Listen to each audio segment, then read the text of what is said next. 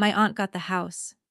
My cousin got the lake cottage and every dollar in Grandpa's investment accounts.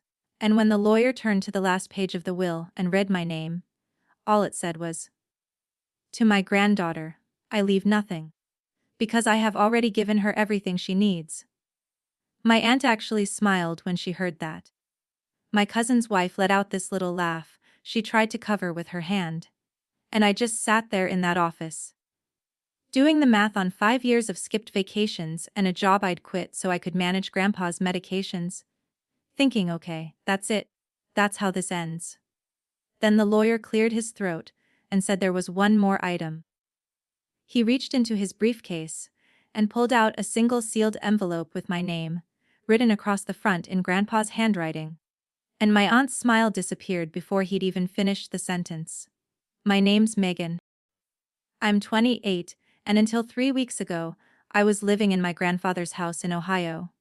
The same house I'd lived in since I was 9, when my parents were killed in a crash on I-75 that the local news described as a routine evening commute.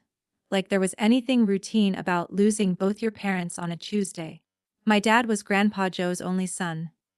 My aunt Denise is his daughter, 4 years older, and from what I've pieced together over the years, she never quite forgave Grandpa for the fact that my dad's family was the one living in the house when their mother died, even though Grandpa was the one who'd always lived there.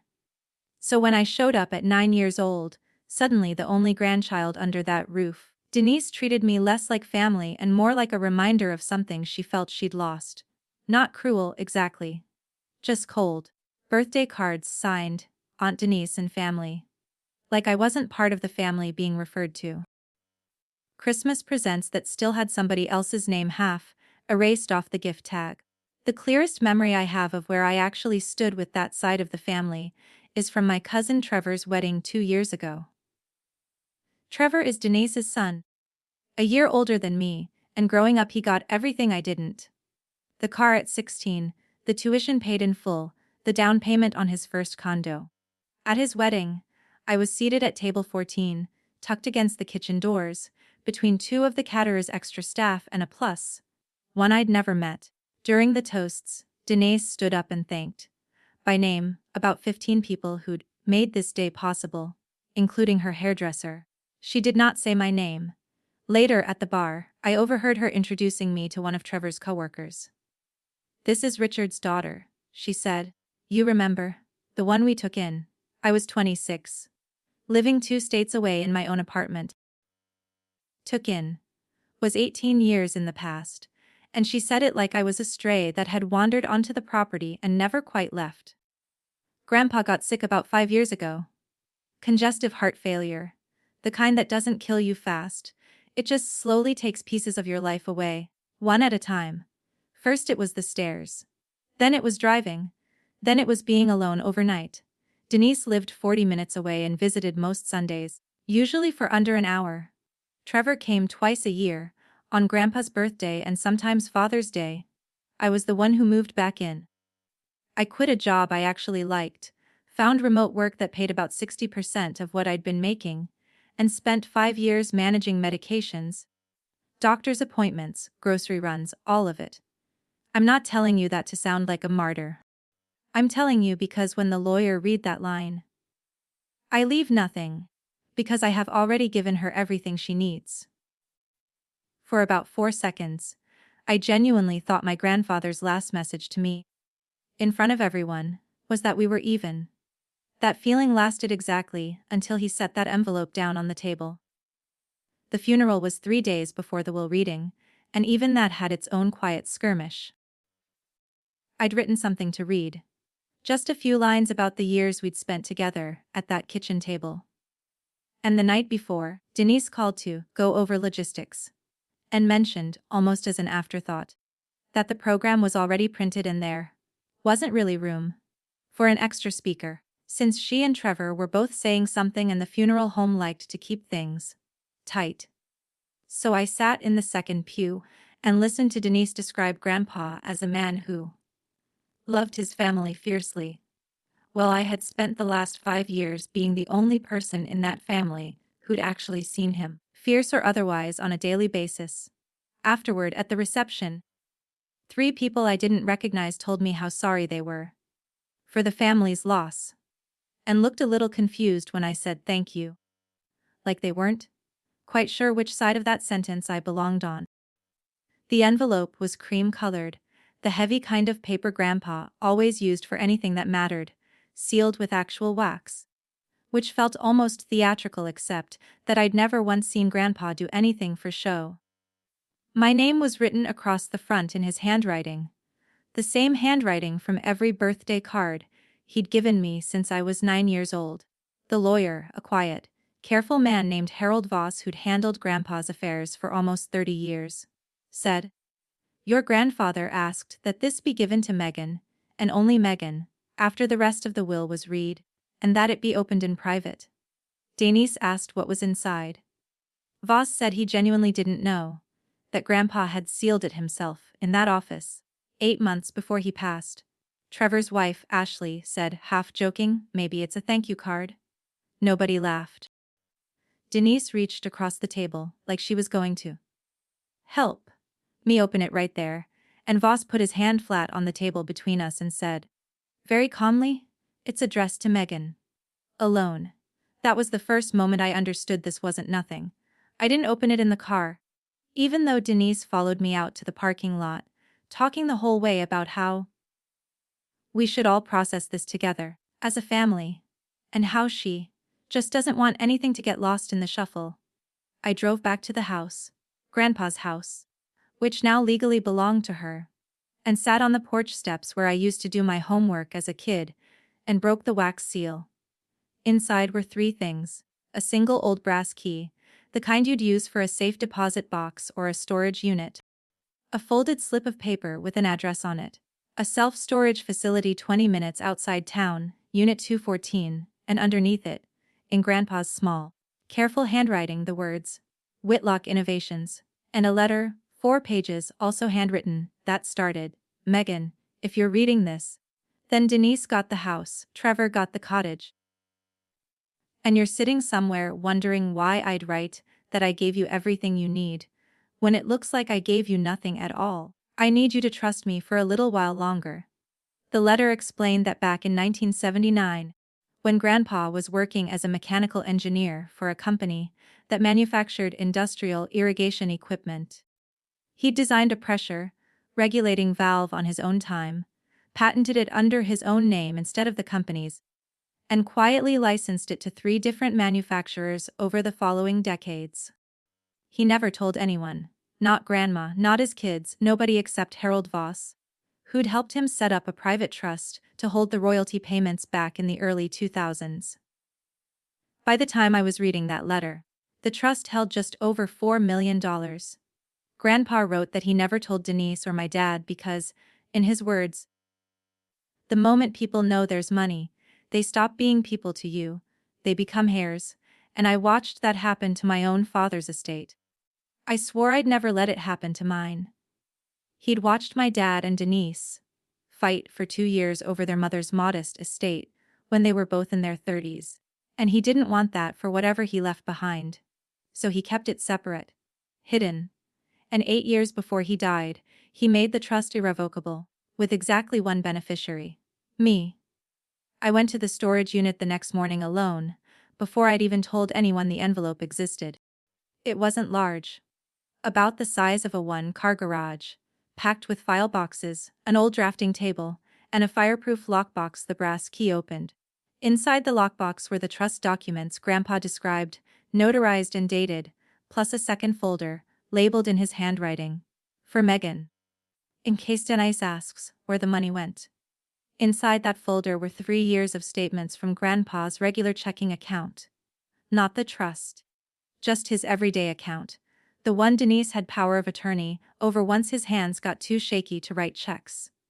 There were 11 transfers, each between $12,000 and $20,000, all going into an account in Denise's name, totaling just over $180,000.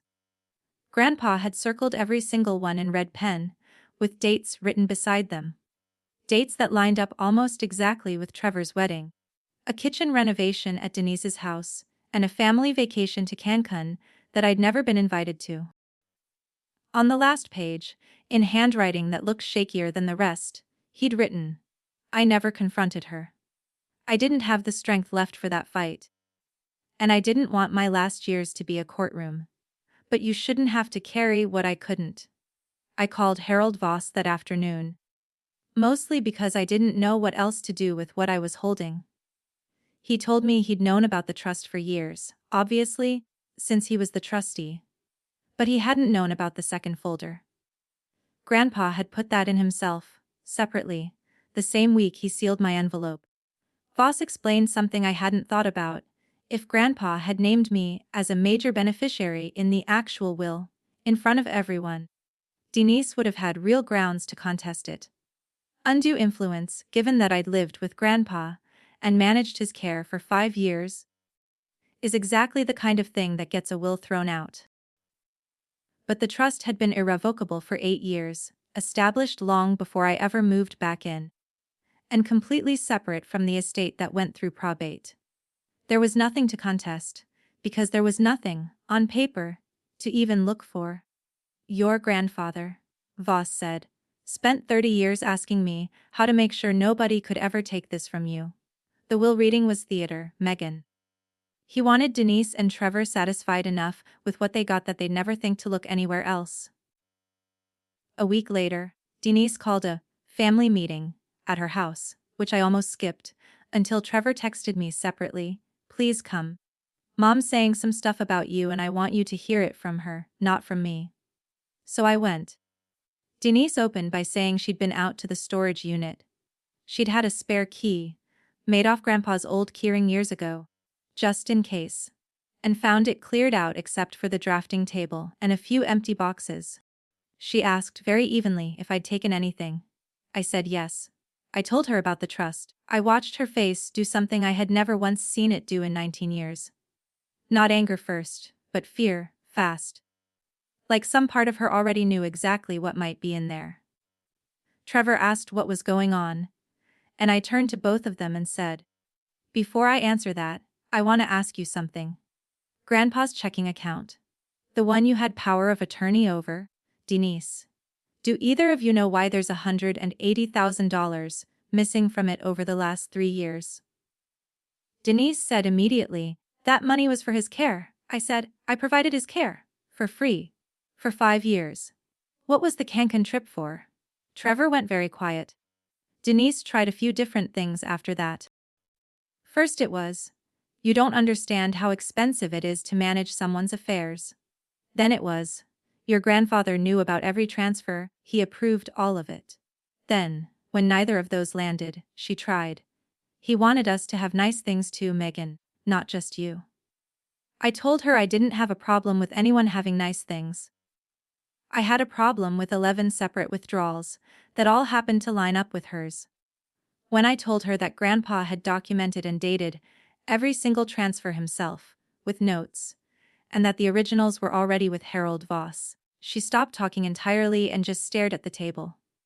Trevor was the one who broke the silence, and not about the money. He asked, quietly, if Grandpa had said anything about him in the letter. I told him the truth. That Grandpa mentioned him exactly once, writing, "Trevor's a good kid, who's only ever seen what his mother wanted him to see. Don't blame him for that." My father is. Trevor put his head down on the table and didn't say anything for a long time.